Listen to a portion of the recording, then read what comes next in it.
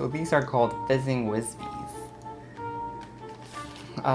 It says they're made with chocolatey fizzy fruits, which I assume it's gonna taste like Pop Rocks maybe with chocolate. I don't know. I'm like a really weird character in the box. So it's like a little bee, and it's chocolate, and it has some like little dots in there. It's definitely chocolate with Pop Rocks. It's actually pretty good. Can you hear it? Let me get close to the microphone. I don't know if you can hear them.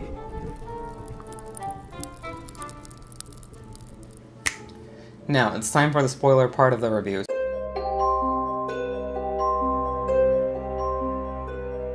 So let's talk Albus. Oh my god, is he whiny. Like, even whinier than Harry.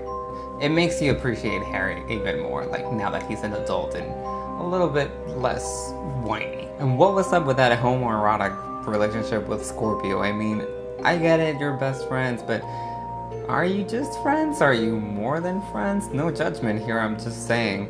But at some points, it felt like I wasn't reading a Harry Potter book anymore, and I was back in the dark corners of fanfiction.net, or like a weird subreddit.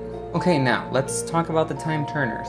So, supposedly the Time Turners were rendered useless at some point in the other books, but they managed to bring them back, and you're like, okay, this might be an interesting idea for the book, but not really. And while it could have been interesting to see like, oh, let's see how this helps the story move along, no, it was just like, let's bring Voldemort back, cause, you know, problems. Not only that, but the way they wanted to bring back Voldemort was just so weird. I mean, okay, Albus somehow finds out that Harry Potter couldn't save Cedric Diggory. Yes, Cedric Diggory. So he takes it upon himself to go and fix his dad's problem. Why? I don't know. He didn't even know Cedric Diggory. So did he just want to prove that he was a good wizard? Or maybe they wanted to go back and save Cedric in order to keep Robert Pattinson from leaving the movies and going on to do Twilight. So in order to save Cedric, they had to come up with some sort of plan. And their plan was to escape the Hogwarts Express and go steal the Time Turner. The Time Turner was kept in Hermione's office, who's now the Minister of Magic. You'd think that after last time that they broke in so easily, they would bump up the security or something. But there was this really weird scene on the Hogwarts Express where the lady has like, anything from the trolley, you know, that weird lady. She turns into this weird Terminator 2 spike-wielding creature that just, you're like, what? How are they even gonna do that? Because apparently she's trying to prevent children from escaping the Hogwarts Express. Now, if I had a time turner, I would probably go back in time and stop myself from watching Jupiter Ascending in theaters. That movie was so bad. I mean, even Mila Kunis was like, I'd rather scrub the toilets back on Earth. And it starts Eddie Redmayne doing that weird voice, like he's just smoked a pack of cigarettes. He even sounds like Voldemort. And hey, now he's the main character in Fantastic Beasts and Where to Find Them. Full circle. So the kids use a time turner, and of course everything goes wrong. We all saw the butterfly effect, and we know that now a new bunch of alternate realities are happening.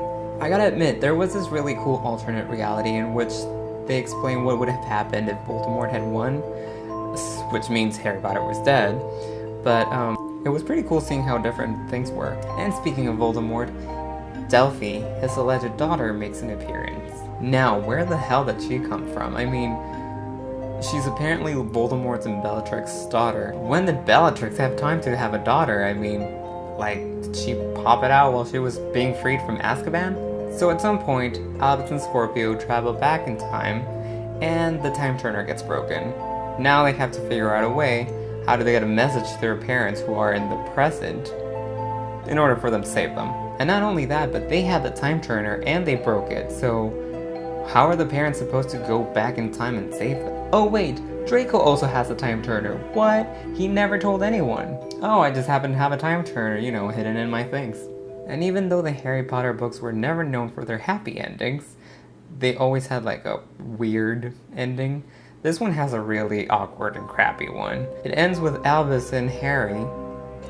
I mean, they resolved everything, but they're standing on Cedric Diggory's gravestone for some reason, and now they're like, well, everything's good, Dad. And why at Cedric's gravestone? Why not someone important, like Dumbledore or Snape? Or their parents, or Harry's parents. Not everything was bad though. I mean, it was cool to see how they managed to get some of the characters back, like Professor McGonagall, who's now the headmistress of Hogwarts, or in the alternate reality where Voldemort's still alive, Snape is still there, so there was some interaction. Even Hagrid makes like a short appearance in a flashback scene. So one thing that I didn't get though, like, who was the cursed child? Because I don't know if they actually explained it and I didn't get it, or if they didn't. So was it Albus because of the prophecy, or was it Delphi because she was Voldemort's daughter and also the prophecy, I think? Or maybe it was Scorpio because he's Malfoy's son? So I don't know who was the cursed child. I didn't even get the title of the book. Anyway, that was my rant. Thank you so much for watching. I hope you enjoyed the review. By now, hopefully you've read the book, and if you have, I'd love to hear what you think. I mean, did you like the book? Did you not like it? Anyway, leave your comments down below. So don't forget to add me on social media where we can keep the conversation going. And as always, don't forget to subscribe and share with your friends. See you next time.